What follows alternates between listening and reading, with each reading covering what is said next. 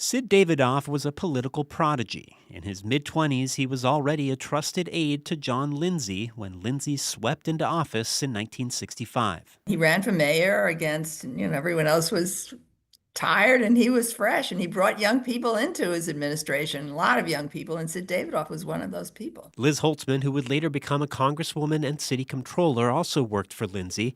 Davidoff was on the front lines, whether it was a 9-day sanitation strike or the unrest at Columbia University, where Davidoff was sent to negotiate with protesters. It was an incredible time. After leaving City Hall, Davidoff would build a 50-year career as one of New York's premier political operators, an informal advisor to mayors and governors.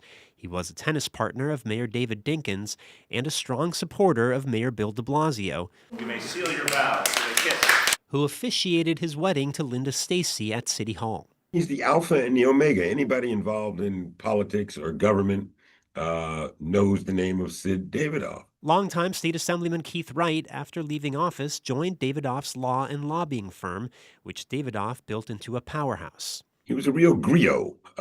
He knew the history. He had institutional memory.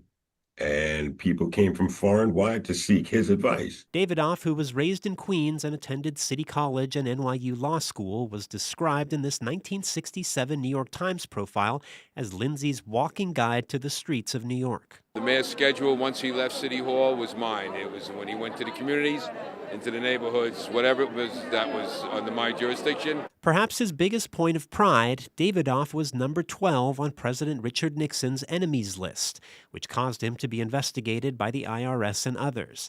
In an opinion piece last year, he wrote, "I think it should absolutely be carved into my gravestone. He was lucky enough to be on Nixon's enemies list." They saw the way to get to Lindsay was to go through me. And they made my life somewhat hell. Respected on both sides of the aisle, Davidoff was honored on the floor of the House Tuesday by Republican Congressman Mike Lawler. He worked right up to the end, always thinking about what more he could do for the city and state he loved. But it was the tumultuous Lindsay era where admirers say he truly left his mark. Sid Davidoff, in essence, helped to make it possible for Lindsay to govern the city. And we all still owe him an amazing debt of gratitude for that. Sid Davidoff was 86. Bobby Cusa, New York 1. Thank you for watching our YouTube channel. Let Spectrum News be your resource for balanced, in-depth political coverage, and click the subscribe button right here. You can also download our app or watch us on TV to learn more about the candidates, where they stand on the issues, and more. We'll see you then.